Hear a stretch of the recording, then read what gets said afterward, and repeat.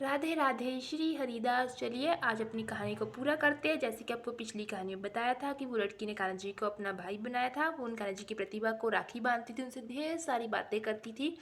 समय बीतता गया, वो लड़की बड़ी हो गई, उसकी शादी का टाइम आ गया। उसकी शादी थी तो उसने कान्हा जी के पास गई मंदिर में, कान्हा जी को बताया कि उसकी शादी है, कि आपको भाई बनकर आना है। आप तो उसके भाई ही है, पर आपको भाई बनकर वहाँ पर आकर सारी रस्मों को पूरा करना है, क्योंकि आपको उसने अपना भाई माना है, इसलिए आपको अपने भाई का फ़र्ज़ निभाना होगा जाकर। उस लड़की ने आपसे कुछ भी नहीं मांगा, इसलिए आज आपको बहन होने के नाते आपको अपनी शादी में निमंत्रित करी है। तो बांके बिहारी को शादी में आएंगे या नहीं आएंगे मैं आपको बता देती हूँ। और जो वो शादी थी, वो जैसे कि आपको मालूम है पिछले समय में जो बारातें होती थी वो आती थी बैलगाड़ियों में, घोड़ों में आती थी। पर लेकिन ना वो जो बारातें होती थी ना, वो जंगलों के रास्ते से आती थी, क्योंकि पुराने ज़माने में जो रास्ते होते वो नहीं होते थे, इसलिए जो लोगों था उन्हें जंगल से होकर गुजरना पड़ता था। उस लड़की की शादी हो गई और जो भी उसकी बारात थी उसे जाना था, वो बार बार पीछे मुड़कर देख रही थी कि कान्हा जी आएंगे, कान्हा जी आएंगे। उसने कान्हा जी को कहा था कि आपको भाई बनकर, अब उसका भाई बन आप बहन नहीं है, इसलिए आपको भाई का फ़र्ज़ निभाना है, इसलिए आपको उससे आशीर्वाद देने के लिए आपको आना ही होगा। उस लड़की की शादी भी होगी। उसने कहा चलो अभी कान्हा जी थोड़ी देर तक आएंगे मेरे भाई बनकर, क्योंकि कान्हा जी को बहुत काम है, इसलिए वो वेट करती रही करती रही करती रही। अब उसकी विदाई का समय हो गया और जो टाइम था वो भी बहुत ज़्यादा हो गया था, रात होने वाली थी, इसलिए उन्हें जल्दी जल्दी में वो जंगल पार कर कर अपने गाँव जाना था, क्योंकि जंगल में डाकू लुटेरे घूमते रहते थे।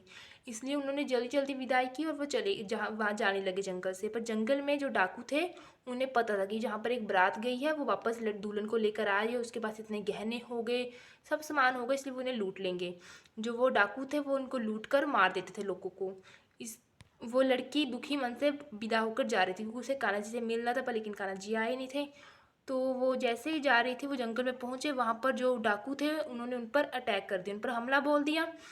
तो उन्होंने जो उसका दूल्हा था उसे पकड़ लिया और उसे जैसे कि मारने लगे, तो अभी वहाँ पर घोड़े की आवाज़ आई, जैसे कि घोड़ा आ रहा हो उनके पास। करीब घोड़ा पहुँच गया, जब देखा उन्होंने तो वो जो काली कमली वाले थे, हमारे कान्हा जी थे, वो घोड़े पर बैठकर आए थे उस लड़की का भाई बनकर। उन्होंने सभी को मार दिया।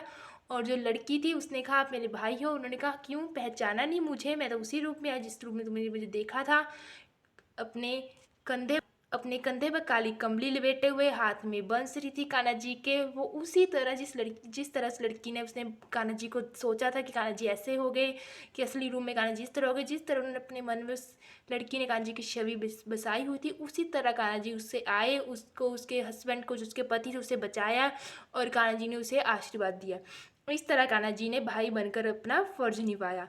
इसी तरह अगर आप भी कान्हा जी को अच्छे से, आप भी कान्हा जी को मानते हैं, आप भी कान्हा जी को जिस भी तरह से आप कान्हा जी को ट्रीट करते हैं, लाइक ब्रदर, भाई, किसी भी रूप में आप कान्हा जी को मानते हैं, आप भी कान्हा जी आपकी भी हेल्प करने के लिए कान्हा जी आएंगे। जिस रूप में आप कान्हा जी को सोचते हैं उसी रूप में कान्हा जी आते हैं। इसलिए अगर आपको हमारी कहानी अच्छी लगी हुई तो हमारी वीडियो को लाइक और हमारे चैनल को सब्सक्राइब कीजिएगा। Thank you for watching. Radhe Radhe.